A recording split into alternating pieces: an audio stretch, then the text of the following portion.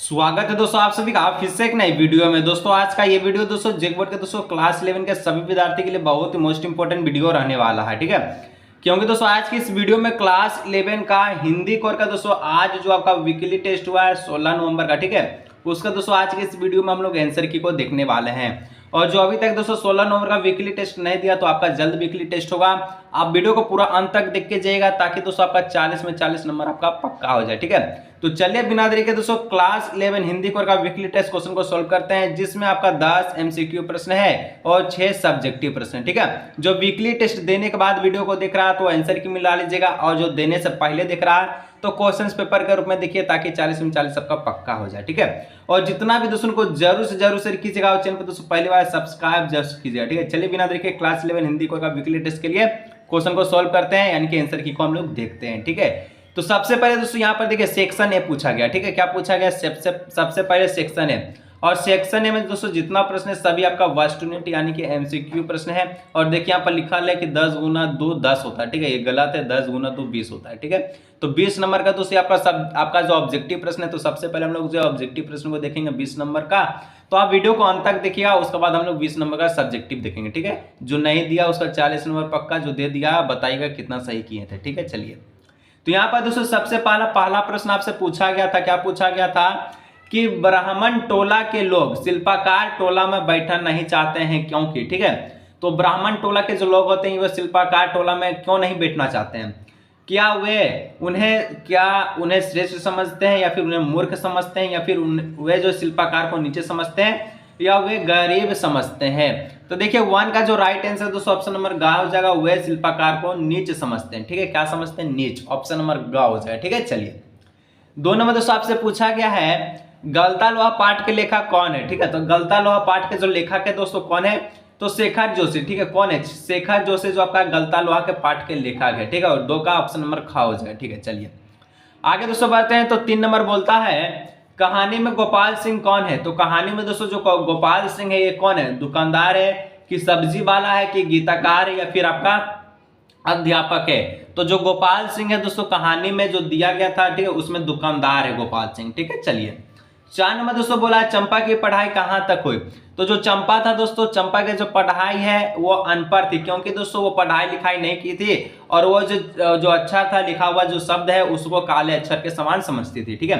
तो चंपा की जो पढ़ाई है कहाँ तक हुई है? तो वो अनपढ़ थी यानी कि अशिक्षित है, ठीक है। तो ऑप्शन नंबर क हो जाएगा। चलिए आगे दोस्तों बढ़ते हैं। तो 5 नंबर कहता है साफ सूंघ जाना का क्या अर्थ होता है? तो साफ सूंघ जाना का मतलब होता है दोस्तों चुप हो जाना। क्या होता है? चुप हो जाना। ऑप्शन नंबर ग हो जाएगा, साफ सूंघ जाना, चुप हो जाना, ठीक है। जो नहीं दिया दोस्तों वीकली टेस्ट 40 नंबर आपका पक्का, जो दे दिया कितना सही किए नीचे कमेंट करके जरूर बताइएगा, और दोस्तों के साथ शेयर कीजिएगा।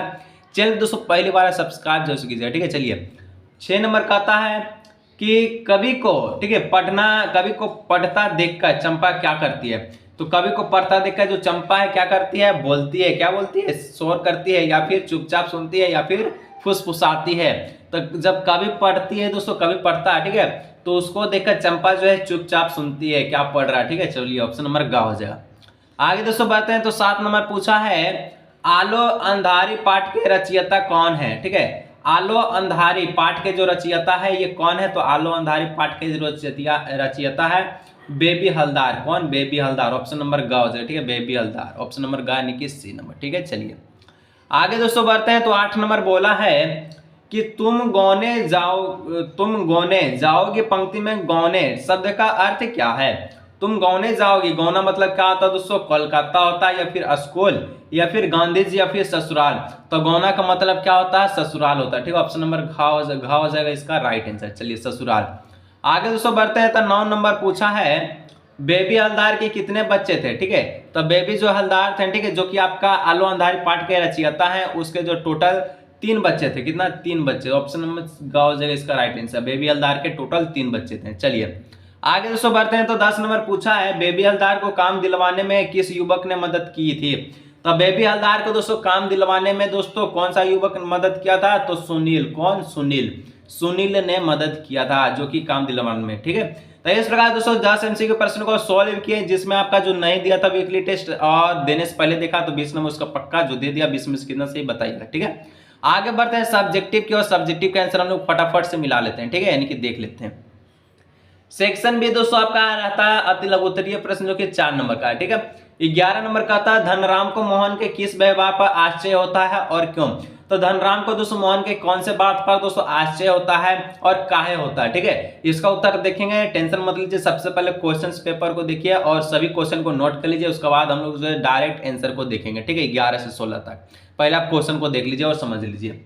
12 नंबर दोस्तों कहता है चंपा के लिए सारे शब्द किसके समान है। हम आपको बताएं कि चंपा के लिए जो सारे शब्द है वो काले अक्षर के समान है। उसका भी आंसर हम लोग देख लेंगे, ठीक है, कैसे लिखे हैं आप लिख लीजिएगा।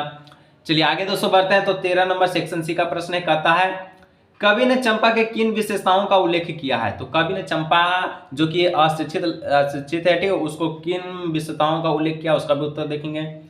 14 नंबर का था आलोद अंधारी पाठ में किस लेखिका के आत्मकथा को वर्णन किया गया। कौन सी लेखिका, तो आप सभी का कौन लेखिका था दोस्तों, यहाँ पर देखिए लिखा बेबी हलदार, ठीक है। बेबी हलदार के बारे में आपको बताना है कैसे थी, कहाँ से थी, ठीक है। चलिए उसका उत्तर देख लेंगे।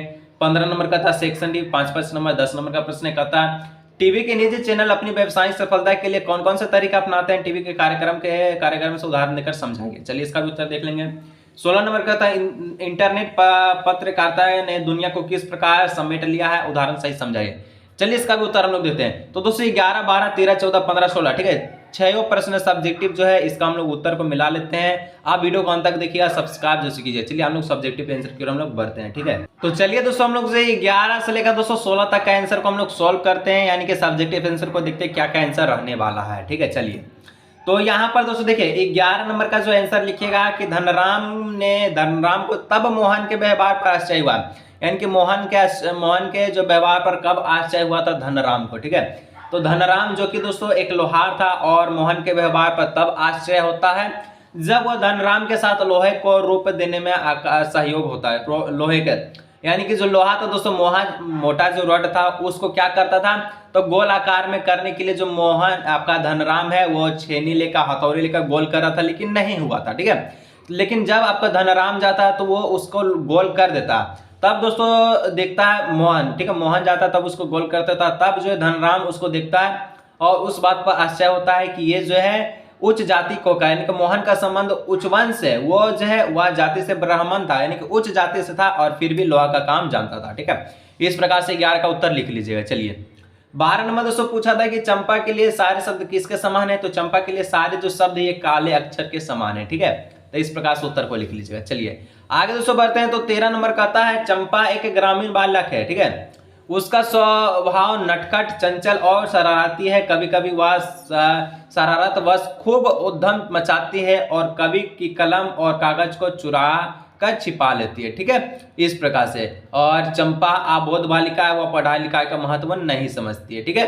तो यहाँ पर चंपा के लिए यहाँ पर बात लिखे थे जो कि आपका क्वेश्चन हम पहले दिखा दिए थे, ठीक है। तो उसका उत्तर इस प्रकार से आप लिख लीजिएगा।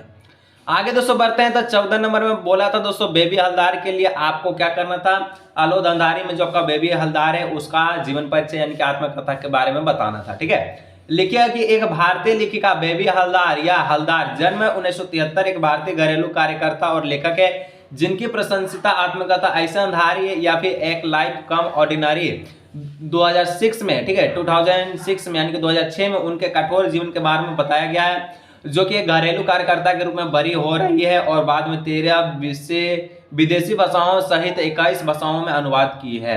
इस प्रकार दोस्तों 14 का आंसर को लिख लीजिएगा कि बेबी हलदार कहाँ से थी, कैसे थी, क्या क्या की थी, ठीक है। तो इस प्रकार से 14 का हो गया। 11, 12, 13, 14 का आंसर देखें दोस्तों। बाकी आपका 15 और 16 जो बचा है ये दोस्तों आप खुद से भी बना सकते हैं। नहीं बनता है तो नीचे कमेंट कीजिएगा, मैं आपको बता दूंगा। और इसका जो क्वेश्चन है दोस्तों मैं टेलीग्राम ग्रुप में ज्वाइन कर भेज दूंगा, वहां से आप देख लीजिएगा, ठीक है। तो चलिए आज के इस वीडियो को यहीं रखते हैं, मिलेंगे नेक्स्ट वीडियो।